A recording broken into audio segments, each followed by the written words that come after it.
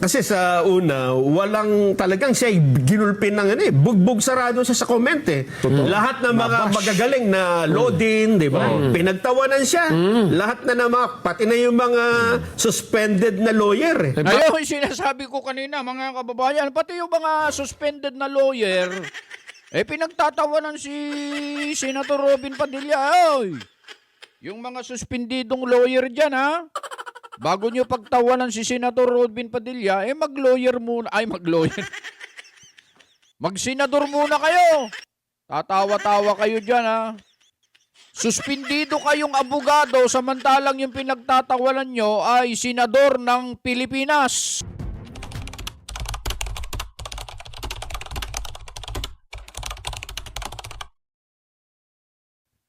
Pagbati po sa inyong lahat mga kababayan at mga mahal po naming taga-subaybay. Ako po si Jazz Vlog. Senator Robin Padilla pinagtatawanan. Oo. Matindi po ngayon ang pambubugbog nitong mga nagkokomento sa social media kay Senator Robin Padilla, mga kababayan. Yung mga dean, mga nagtuturo sa abogasya, mga abogado, kasama na po dyan mga kababayan yung mga suspendidong abogado na nagsasalita at nangungutya kay Senator Robin Padilla, mga kababayan. Isama pa natin yung tinatawag nilang tartar, mga kababayan. Isa rin po ito sa mga nagsasalita laban kay Senator Robin Padilla. Ano pat? Napakarami. Hindi naman pala napakarami, mga kababayan. Ang mga tumutuya, kumukutya, nambubugbog ng komento sa social media kay Senator Robin Padilla, binabatikos, mga kababayan, ay itong mga hindi nakakaintindi sa kanyang mga sinasabi at siyempre, ito po ay sumasang-ayon sa prosecution, mga kababayan. Opo, ano ba yung sinabi kasi ni Senator Robin Padilla na naging dahilan kung bakit kinukutya siya, kung bakit pinagtatawanan siya, kung bakit minumura siya ng ating mga kababayan. Mga ilan lang naman, mga kababayan, mga pinklawan, mga dilawan, pulaan. Yan ang mga kumukutya ngayon kay Senator Robin Padilla dahil dito sa kanyang sinabi, mga kababayan. Ano ba yung sinabi ni Robin Padilla kasi Kajas? Ito yun, oh. Ayan. Ang sabi kasi ni Senator Robin Padilla, mga kababayan, sana hindi one-sided ang prosekusyon, sabi niya, mga kababayan. At sinagot ito ni Attorney Ligutan. Alam niyo yung sinisipon katulad ko. Laging sinisipon yan eh. Pagkatapos naka-make up pa, naka-lipstick yan eh, mga kababayan eh. Pag humarap sa pagdinig yan sa impeachment, sabi niya, trabaho ng prosecution to be one-sided, sabi niya. That is to prosecute, sabi niya, mga kababayan. Pero mga kababayan, meron tayong nabasang akda, isang sanaysay, na sinasabi na si Senator Robin Padilla, mga kababayan, ay tama at si Attorney Ligutan ay mali, mga kababayan. Oo. Etong sanaysay na ito o isang lathalain ay siyang isishare ko sa inyo bago natin panoorin yung talakayan tungkol dyan sa bagay na yan na tama kaya si Senator Robin Padilla sa kanyang sinabi dito? O siya kaya ay mali katulad ng sinasabi ng mga pumupuna at tumutulig sa kanya, mga kababayan? Eto babasahin ko ng isang mabilis itong akdang ito. Ito po ay ginawa, mga kababayan, sa wikang Banyaga. English po ito, mga kababayan. Pero pasensya na po kayo, hindi natin babasahin yan katulad ng wikang Banyaga o English, mga kababayan. Kaya baka magdurugo ang ating ilong dito. At hindi natin matapos itong ating vlogs ngayong araw. Kaya ang ginawa natin mga kababayan, syempre, nandiyan naman ang ating AI mga kababayan sa Google, translate na natin mga kababayan. Ipinaliwat natin sa wikang Pilipino para nang sa ganun ay nagkakaintindihan tayong lahat mga kababayan. interrupted. Oo! Tinan mo itong si Senator Robin Padilla. Ganyan-ganyan lang yan, mga kababayan. Pero, naiintindihan ng mga karamihan sa ating mga kababayan, nauunawaan ang sinasabi ni Senator Robin Padilla, mga kababayan. Yung mga ibang senador, akala mo hindi nakatuntong sa Pilipinas pag nagsalita, mga kababayan. Puro English, puro akala mo naman ay mas mahuhusay pa sila sa Amerikano magsalita. Oo, wala namang laman yung kanilang sinasabi. Mabuti pa itong si Senator Robin Padilla, mga kababayan, kahit ganito lang ito. Bihira lang magsalita ng English yan. Ang narinig ko lang na sinabi niyang English sa impeachment ay yun lang ang sinabi niyang English na narinig ko, mga kababayan, ha. Pero itong mga ibang mga senador, puro English pag nagsalita, mga kababayan. Kaya minsan nga, ayaw ko nang manood eh. Lalo na pagka ang tumayo si Senator Kiko Pangilinan, yung mga, pati yung mga pati yung mga minority din, madami ding nag-i-English dyan. Mabuti nga, nagtatagalog din yung iba sa kanila. Pero may mga senador, puro English talaga. Hindi ako talaga, promise, inaamin ko, hindi ako gaanong nakakaintindi dyan. Kaya ang ginawa natin, mga kababayan, dito na lang natin, iniliwat na natin sa Pilipino ito para madali nating intindihin, mga kababayan, ha? Ito, ha? Ngayon, ito ay isinulat ng isang nagngangalang Anthony Ludalvi E. Vista. Ewan ko, abogado po yata ito, mga kababayan. Sabi niya rito, tama si Senator Robin Padilla. Mali si Attorney Ligutan. Tungkol saan? Tungkol sa tungkulin ng isang prosecutor. Ayan. Inaamin ko, ang nagsasalita rito, mga kababayan, si Anthony Ludalvi E. Vista, mga kababayan. Inaamin ko na noong aking mga unang taon bilang isang prosecutor, itinuring ko rin ang prosekusyon bilang isang gawain ng pambuo at pagtataguyod lamang ng kaso ng pamahalaan. Noong nagsimula na lamang akong magsanay bilang criminal defense lawyer sa Canada ko, mas lubos na naunawaan na mas malalim na kahulugan o ang mas malalim na kahulugan ng tungkulin ng prosecutor. Ang prosecutor ay hindi lamang isang tagapagtanggol na naghahabol ng panalo, kundi isang lingkod ng katarungan, Minister of Justice, na kailangang manatiling patas kahit na matatag nitong inihaharap ang kaso. Sa gitna ng pagdinig sa impeachment laban kay Vice Presidente Sara Duterte, ipinaalaala ni Senator Judge Robin Padilla sa prosekusyon na huwag maging kumakampi o huwag mag-isang panig o one-sided. Tumugon si Attorney Amando Virgil Ligutan na ang prosekusyon ay talagang dapat na mag-isang panig dahil ang papel nito ay mag-usig.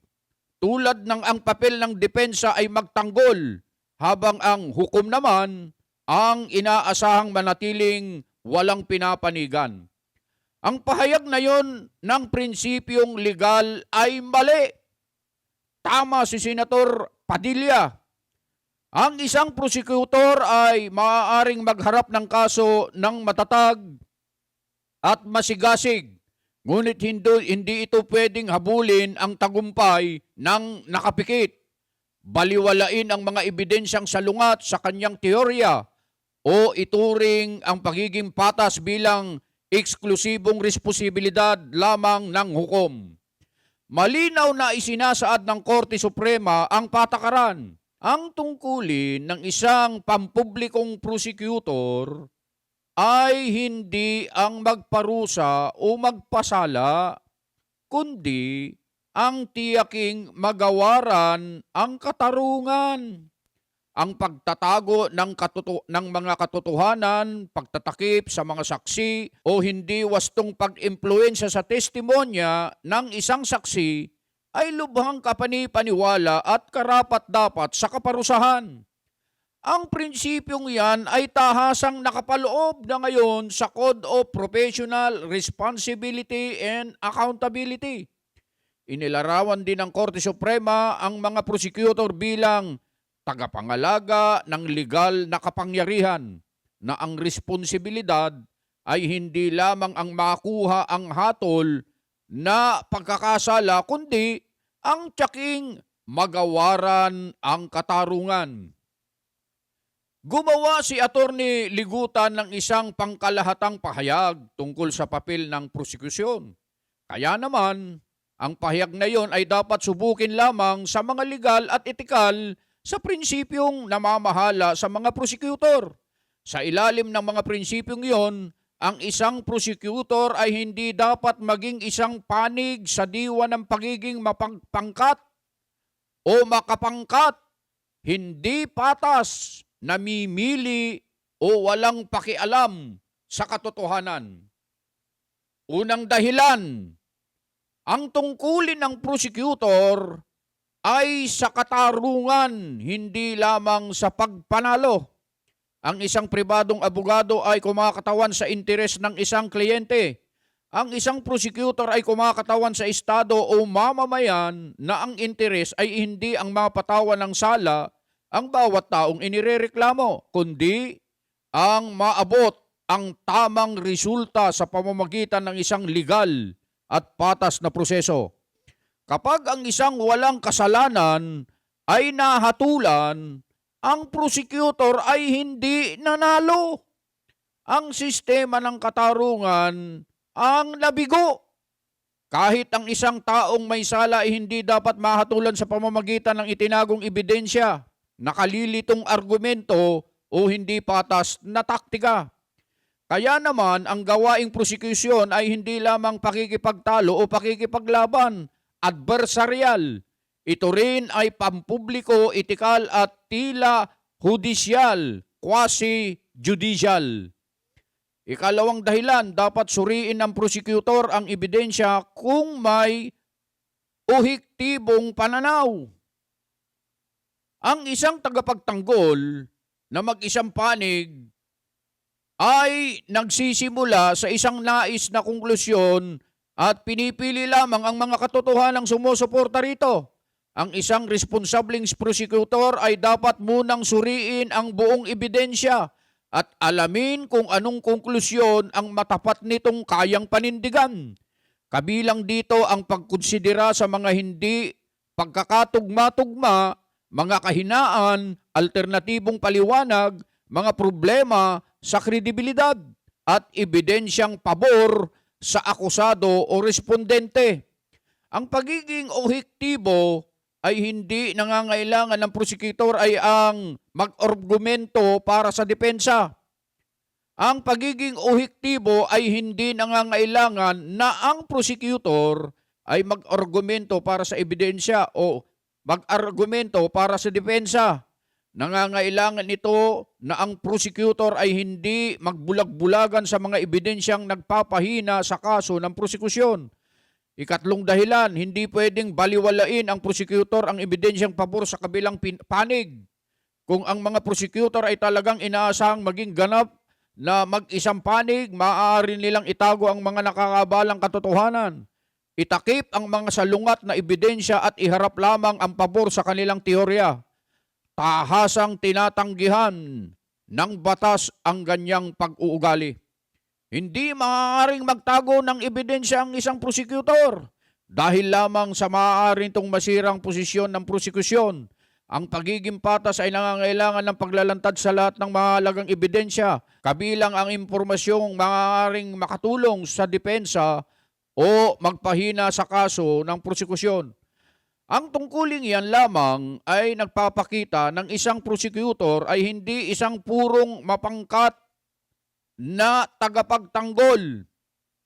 Ikaapat na dahilan, dapat muling suriin ng prosecutor ang kasong kapag nagbago ang ebidensya. Ang tungkulin ng isang prosecutor ay hindi nagtatapos kapag naisampa na ang kaso o kapag nagsimula na ang paglilitis. Ang ebidensya ay maaaring mawalan ng kredibilidad bandang huli. Ang isang saksi ay maaaring maging hindi maaasahan. Ang mga dokumento ay maaaring mabunyag sa isang walang salang paliwanag. Ang bagong impormasyon ay maaaring magpakita na ang isang mahalagang paratang ay hindi mapapatunayan. Kapag nangyari yon, ang prosecutor ay dapat na handang bawasan ng paratang, bawiin ang isang aligasyon, magbigay daan sa isang punto o ihinto ang kaso. Ang pagpapatuloy para lamang maiwasan ang pagkatalo o kahiyan ay isang prinsipyong pag-uusig. Ito ay isang pang-aabuso sa kapangyarihan ng prosekusyon. Ikalamang dahilan, hindi dapat liwalin ng prosecutor ang hukuman. Ang isang prosecutor ay nananatiling opisyal ng hukuman, officer of the court. Dapat ipahayag ng prosecutor ang batas, tumpak, iharap ang ebidensya ng may katapatan, iwasan ang labis na exaggeration, at iwasto ang mahalagang pagkakamali na maaaring makalito sa tribunal. Hindi maaaring gumawa ng prosecutor ng isang maling impresyon dahil lamang sa nagpapatatag ito sa kaso. Ang hukom ay dapat manatiling walang pinapanigan, ngunit hindi yun dahilan para ang prosecutor ay hindi umaktong patas. Ang pagiging neutral ng hukom at ang pagiging patas ng prosecutor ay magkahiwalay na tungkulin. Ika-6 na dahilan. Hindi dapat maging abogado ang prosecutor para sa personal na interes ng nagrereklamo. Isang nagrereklamo ay maaaring magnais ng hatol na pagkakasala, kaparusahan, vindication o pampolitikal na tagumpay. Ang prosecutor ay hindi basta-basta nag-aampon ng mga personal na kagustuhan ng iyon. Kagustuhang iyon. Ang tunay na may interes sa kaso ay ang mamamayan. Yon ang dahilan kung bakit ang prosecution ay nananatili sa ilalim ng direksyon at kontrol ng publikong prosecutor at hindi ng nagrereklamo. Dapat masanay ang prosecutor ng malayang pagpapasya at manatiling may kakayahang sabihin na ang isang aligasyon ay hindi napatunayan kahit na ang konklusyong iyon ay makadiskumpiyak na nagrereklamo. Ika-7 dahilan, ang pagiging patas ay hindi nangangahulugang kahinaan. Ang pagtatakwil sa mag-isang panig ng prosecution ay hindi nangangahulugan na ang mga prosecutor ay dapat maging mahiyain, pasibo o neutral tulad ng mga hukom.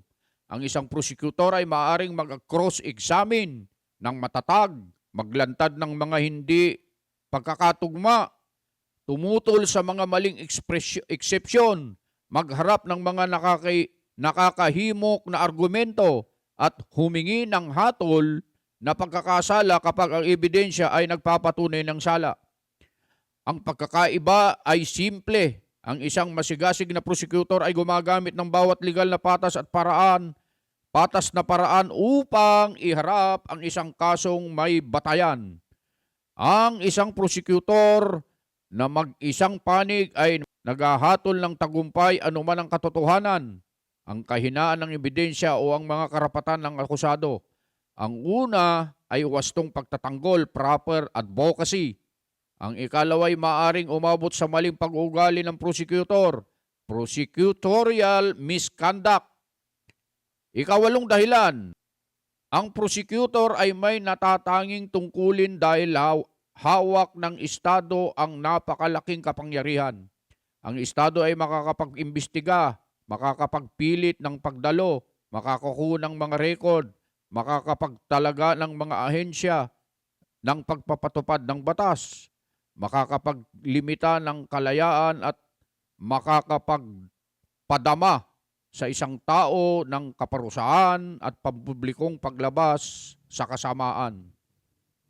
Dahil sa kawalan ng timbang iyon, ang mga prosecutor ay pinanghahawakan na sa mas mataas na pamantayan kaysa mga karaniwang tagapagtanggol.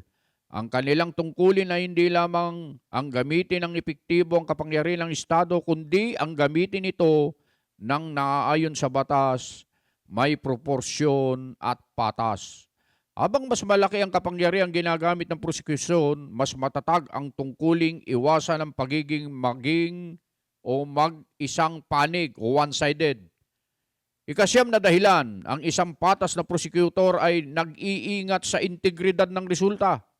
Sa isang hatol na pagkakasala o hindi paborableng desisyon ay nagiging kapani-paniwala kapag ito'y naaabot ang pagkatapos at ito ay naaabot pagkatapos ng kumpletong paglalantad, tapat na pagharap ng ebidensya, legal na pamamaraan at paggalang sa mga karapatan sa kabilang panig.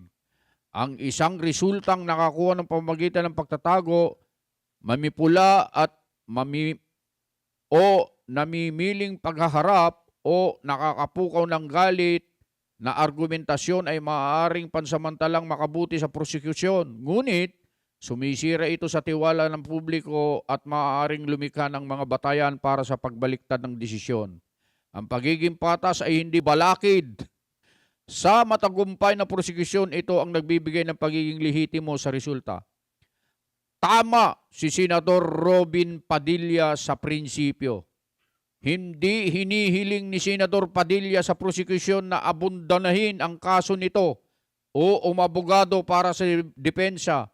Ang kanyang punto ay ang prosekusyon ay hindi dapat maging sobrang mag-isang panig hanggang sa baliwalain nito ang pagiging patas, ang konteksto, ang mga salungat na ebidensya o mas mataas na layunin ng pagdinig. Sa prinsipyong iyon ng batas, tama siya. Tama lamang si Atty. Ligutan sa limitadong diwa na ang prosekusyon ang naghaharap at nag-aargumento ng kaso laban sa respondent.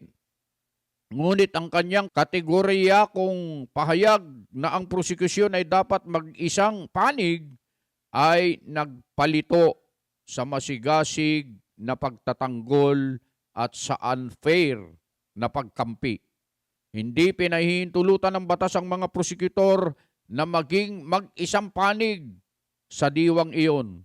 Sa isang prosecutor ay maaaring maging matatag paulit-ulit at nakakahimok.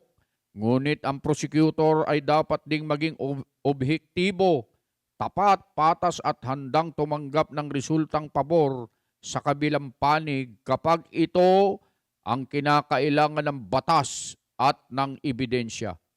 Ang hukom ay hindi lamang ang kalahok na may responsibilidad sa katarungan.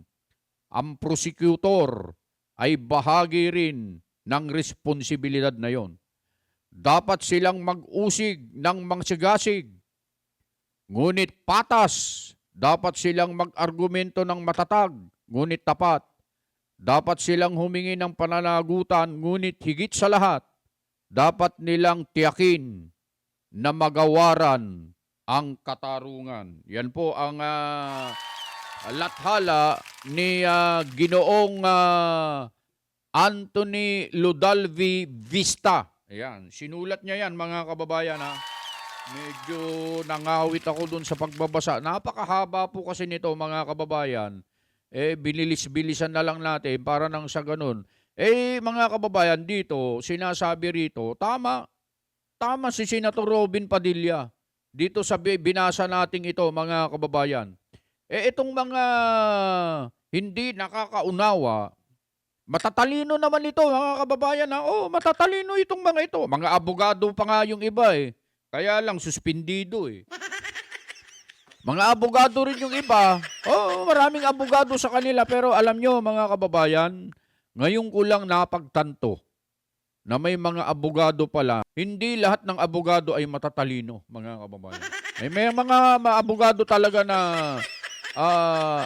matawag lang na abogado, pero hindi, ang alam ko, pagka nakakita kasi ako noon ng abogado, basta abogado, sabi ko sa isip ko, ay magaling yan. Hindi naging abogado yan, kung hindi magaling yan, matalino yan, sigurado yan. Pero ngayon, mga kababayan, magkakaiba ang representasyon, ang interpretasyon ng mga abogado tungkol dito sa sinasabi ni Ruben Padilla, mga kababayan. Pero, alamin natin, ano nga ba ang totoo dyan, mga kababayan? Bakit ba nagalit si Senator Ruben Padilla sa hearing? At bakit ba siya pinagtawanan? Ito bang sinasabi niya talaga ay mali, tama? Ito mga kababayan, panoorin natin. Eto na, papasok na tayo dyan sa sinabi ni Robin. Ha? Oo. Kung magiging patas lang, fair, at hindi one-sided ang prosecution, magtawanan na kayo. Di ba? Sinabi ko, one-sided na Kung magiging hindi one-sided ang prosecution, at yung kasong isinampa nila, nakita nila, wala naman pa kaming ebidensya dito. Kahit sila mismo ang sasabihin nila sa korte, we move to dismiss the complaint. On Your what Honor. grounds? We lack for insufficiency of evidence, Your Honor. Kasi you're the prosecution and then why are you, then di ba dapat ituloy-tuloy mo yung kaso? Ay, doon sila nagkakamali dyan. Okay. Kasi tama yung sinabi ni Robin Padilla. Ayun mga kababayan sabi ni Kuya Jen tama daw yung sinabi ni Senator Robin Padilla, mga kababayan. Anong basihan mo? Kuya Nelson. Kuya Nelson pala, mali yung tama ba? Kuya Nelson ba binanggit ko kanina? Anong basihan mo, Kuya Nelson? Bakit sinabi mong tama si Senator Robin Padilla? Baka malagay tayo sa dyan Nako, baka maparatangan tayo dyan, ha? Yun na nga ba Kasi sinasabi sabi ko, nila, itong mga taga-supporters ni Robin Padilla, kay Marina sinasabi, supporter pa rin daw kayo ng supporter sa kanya. Ayan ang problema. Hindi, basically, masyado nilang minimenos si Senator Robin Padilla. Ang definition natin dito kay Senator Robin Padilla, ito yung literal na Juan de la Cruz na inilagay mo sa Senado bilang representante ng maliliit na Pilipino. Ayan yung sinasabi natin kanina, mga kababayan, na si Senator Robin Padilla, mga kababayan, ano po kasi ito maka-Pilipino, mga kababayan. Yung mga pagsasalita niya, pagtatanong niya, kahit na nagpapasa siya ng mga bills, mga kababayan, kapag nagsasalita, kahit na mag-i-interpellate siya, mga kababayan, hindi siya gumagamit ng English, mga kababayan. Madalas at karamihan sa kanyang mga salita ay Pilipino, Tagalog, naiintindihan ng mga kababayan natin. Tama si Kuya rito? Pangalan nito? Nakalimutan ko. Ilang yun, Di ba? Benny. Kuya Benny. Layman's term Alalahanin din natin na nire-represent niya ang Muslim community sa Pilipinas. Tama. Na kung saan talagang pinanindigan niya at tinayuan. Kaya pagka pinagtawanan mo si Senador Robin Padilla, para mo na rin pinagtatawanan yung community na ito. Oo, tama yun. Napakarami tayong mga Muslim na mga kaibigan. Dito lang sa ating munting programa, maraming nanonood sa atin na mga Muslim na mga kababayan natin dyan sa Mindanao, mga kababayan. Hello po sa inyong lahat. Shoutout po sa inyong lahat. Kapag pinagtawanan mo talaga si Senator Robin Padilla, tama yung sabi ni Kuya Nelson Parang pinagtatawanan mo na yung mga kababayan nating mga Muslim sapagkat inirerepresenta ni Senator Robin Padilla yung mga kapatid at kababayan nating mga Muslim, mga kababayan. Di ba? Na, ewan ko. Pero Anong paliwanag? Ito Anong ang paliwanag kasi, ha? Bakit tama lang ang sinabi ni Senador Robin Padilla? Ayan, pinag-uusapan nila. Ano yung paliwanag? Bakit sinasabing tama si Senator Robin Padilla at pati itong si Attorney Anthony Ludalvi Vista, sinasabi niyang tama si Senator Robin Padilla at mali daw itong si Attorney Lugutan, mga kababayan. Panoorin pa natin diretso. Na dapat hindi one-sided na prosecution. totoo. Kasi, eto mayroon ding mga Kasi sa una, walang talagang siya ginulpin ng bugbog sarado siya sa comment eh. Lahat ng mga magagaling na loading, di ba? Pinagtawanan siya. Lahat na mga, pati na yung mga suspended na lawyer eh. Ngayon, sinasabi ko kanina, mga kababayan, pati yung mga suspended na lawyer, pinagtatawanan si Senator Robin Padilla. Oy, yung mga suspendidong lawyer dyan, ha? Bago nyo pagtawanan si Senator Robin Padilla, mag-lawyer muna. Ay, mag-lawyer. Mag-senador muna kayo. Tatawa-tawa kayo dyan, ha? Suspendido kayong abogado, samantalang yung pinagtatawanan nyo ay senador ng Pilipinas. Ha? Literal sila. Hindi, kahit literal. Hindi, alam mo, yan ang mahirap minsan sa mga matatalino nating mga kababayan. Sumusobra talino eh. Ayan, Yung sama utak, na. nagiging utak libro. Utak libro, ha? Kaya pala, mga kababayan, ito palang mga nagtumatawa, ito palang kinakantsawan si Senator Robin Padilla dahil mali nga daw siya. Mga utak libro daw, mga kababayan. Pag sinabing libro, matindi, matindi naman si Kuya Benny, ano? Kung ano yung nabasa sa libro, yun na. Hindi na marunong nung tinatawag sa Tagalog na sentido común. Walang common sense, mga kababayan. Kung ano yung nabasa sa libro, yun na yun. Ito, nasa libro rin to eh. Nasa libro. Nasa libro. Gusto mo bang iparinig ko muna yung... Sige, para magkaroon Iparinig ng muna natin konteksto. Doon sa mga hindi nakapanood. Pakinggan natin ang boses si Senador Robin Padilla. Dito sa pinagtawanan eh. Sige po. Sana po, aming mga mahal na kaibigan sa prosecution, Ayan. isipin nating mabuti bago po tayo magbigay ng mga witness na may perjury. Ayan, alam nyo kasi mga kababayan, maputol ko lang po dyan, yung kasing dalawang witness ng prosekusyon na si NBI Lutok at saka si NBI, yung isa, yung nauna mga kababayan, di ko na matandaan. Yung dalawa na yon mga kababayan, may kasong perjury. Yung sinasabi ni Senator Robin Padilla, nung nagtanong nga dun sa kay Lutok, hawak niya yung napakakapal na listahan ng mga kaso niya, mga kababayan. Kaya niya sinasabi niya ngayon. Na kaso? Nagkaroon po kami ng dahilan na gumawa ng amenda na itong perjury ay amendahan. Pwede po ba yun? Your Honor, with all due respect, I would like to take exception to the question and manifestation of the Honorable Senator Judge Robin Padilla. First of all, we were able to verify already that there are no cases pending against the prosecution witnesses. Wala na daw kaso. Madali lang niyang gawin, mga kababayan. Witness nila yun eh. Alam nyo naman, napakadaling gawin ng lahat ng mga bagay, mga kababayan, kahit nga yung imposible, nagiging posible sa kanila, mga kababayan. Kayang-kaya nila yan. In addition, Your Honor, and only to respond to the concern of the Honorable Senator Judge Padilla, ang conviction po ay hindi ground for disqualification unless it is final and unless it is punishable by more than 1 year and that the crime constitutes moral turpitude. Alam niyo po, napakaganda po ng inyong sagot. Sana hindi one-sided Ayan ang na. ating persecution. Kasi, alam niyo, pag kayo ang pagpabor sa inyo, alam niyo, bawal po ang ginagawa. Kindly maintain Presiding order officer, within the bawal court. po ang ginagawa nitong nasa harap natin, nagkukomento. Kindly maintain order in the court. The Sergeant at Arms, by authority of the Senate President, is directed to kindly maintain. Hindi po order in the sila court. allowed mag-ingay. Korte po ito. Thank you. You may proceed, Senator Judge. Who was speaking? Ako po. You may proceed, Senator Judge. I was Padilla. interrupted.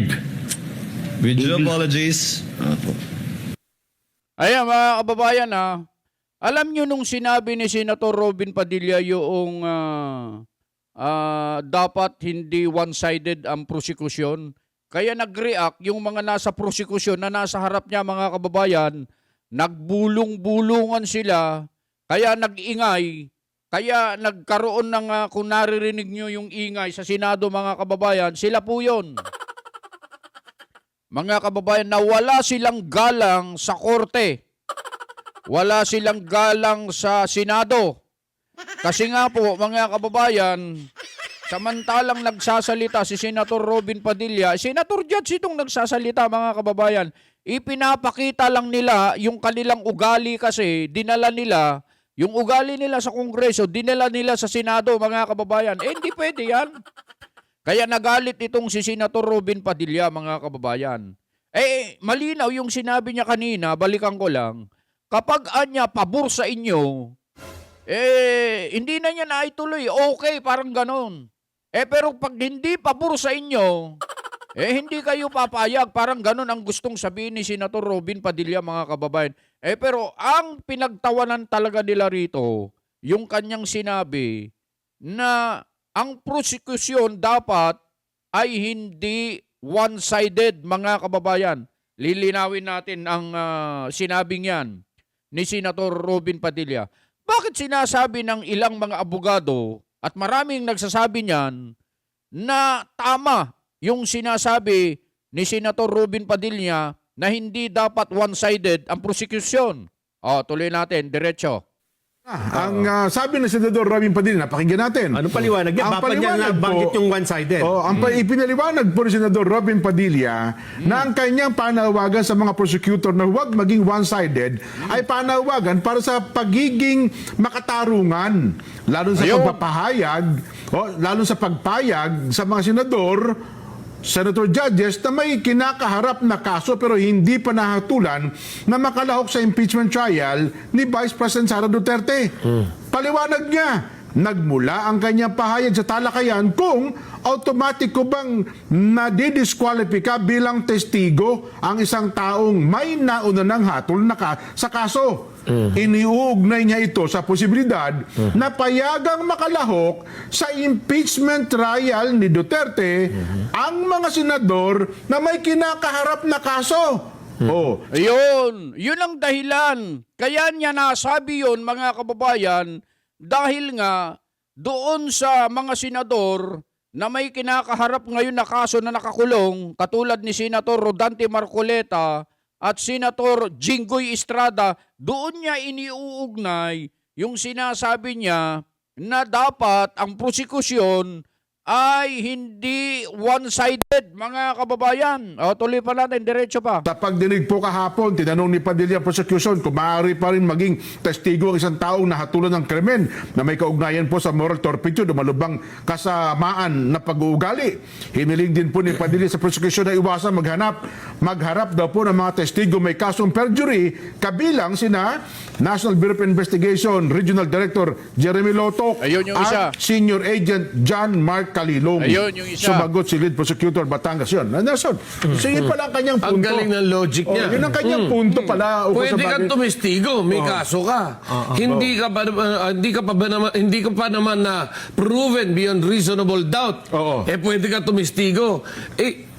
Tapos yung Senator Judge, hindi ka na pwede maging Senator Judge dahil ikaw ay pinaratangan o... parusa, may hindi pala parusa, kundi may Yun ang punto rito, mga kababayan. Narinig nyo po? Kapag sila pala, pwede, mga kababayan. Sabi kanina ni Luistro, kung narinig ninyo, mga kababayan, yung kanyang pagsagot kay Senator Robin Padilla, wala pa man daw, wala pang 1 taon.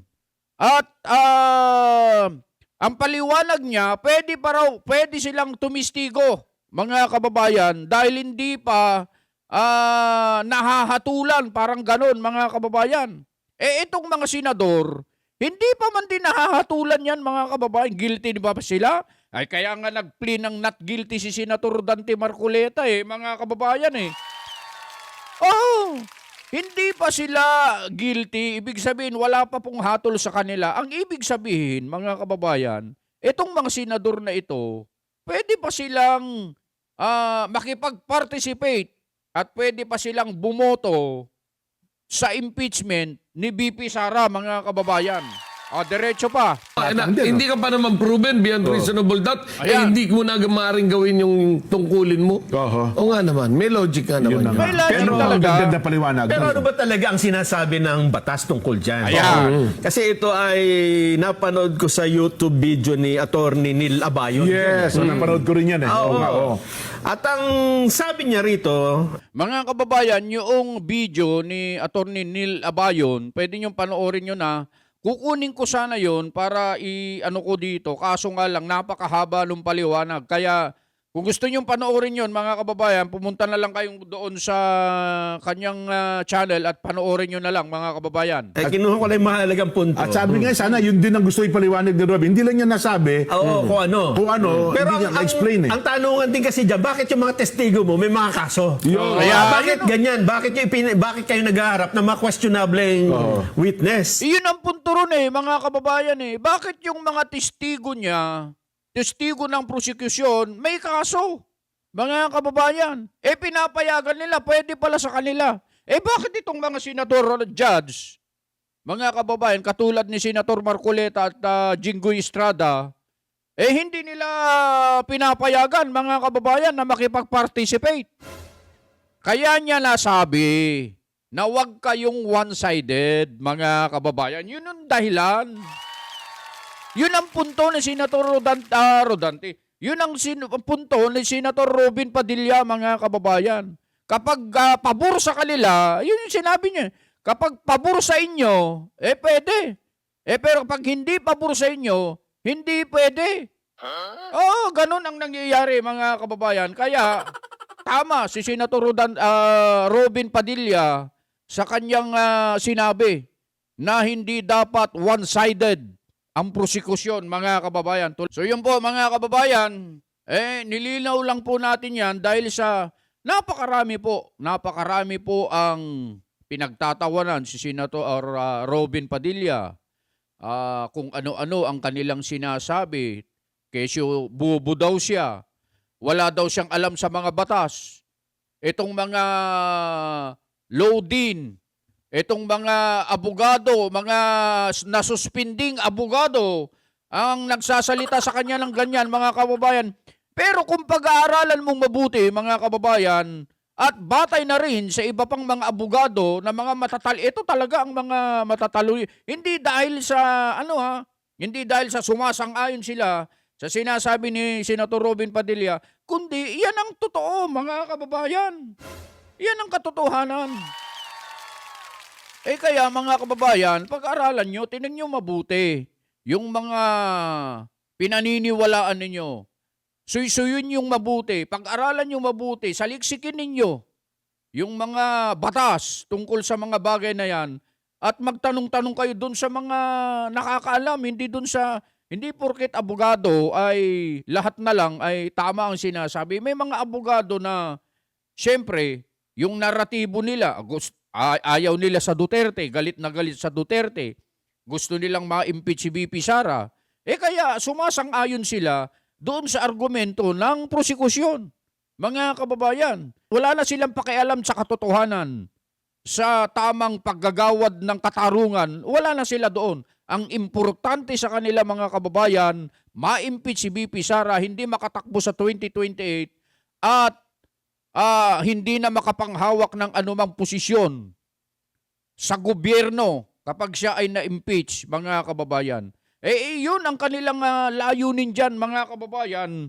Kaya lahat na lang, nagawa na nga nila napabuksan nyo itong mga bank records ng Vice Presidente at ang kanyang asawa, mga kababayan. Na hindi naman sana dapat yan dahil sa mayroong malalabag na batas, mga kababayan, tungkol dyan. Pero para sa kanila, pwede po yan, mga kababayan. Pero, teka muna, mga kababayan, mukhang maiisahan sila rito, mga kababayan. Bakit? Bakit po sinabing maiisahan sila rito? Tungkol dyan sa pagbubukas ng records, bank records ni BP Sara at ang kanyang asawa. Kasi po, mga kababayan, parang nahulog sila sa bitag. Oo, nahulog sila sa bitag. Bakit? Pagka po si BP Sara ang naging presidente dahil sa ginawa po nila na yan, mga kababayan, na pwede pala nilang pabuksan ang records, bank records ng isang tao, isang politiko, darating ang araw, mga kababayan, gagamitin po yan ng susunod na magiging Pangulo, kahit sino pa, para sa ganun ay panagutin, lalong-lalo na itong mga may kinalaman sa napakalaking nakawan sa ating bansa, mga kababayan. Kaya wag silang pakakasiguro. Baka nahulog sila sa bitag, mga kababayan. Baka inarte lang itong kampo ni BP Sara na, hindi dapat yan, hindi pwede yan. Pero yan pala, mga kababayan, isa palang patibong yan. Para pagdating ng araw, magagamit nila ito para buksan ang mga bank records nitong mga hinihilalang may kinalaman sa napakalaking nakawan sa kabangyaman dahil dyan sa flood control scandal na yan, mga kababayan. Beno, napahaba na tayo, mga kababayan. Maraming salamat po sa inyong panonood sa ating mga kababayan Luzon, Visayas at Mindanao at sa lahat ng ating mga kababayan dyan sa abroad. Sa lahat ng mga kapatid na patuloy po na sumusubaybay sa ating programa, happy anniversary po at happy Thanksgiving po sa inyong lahat.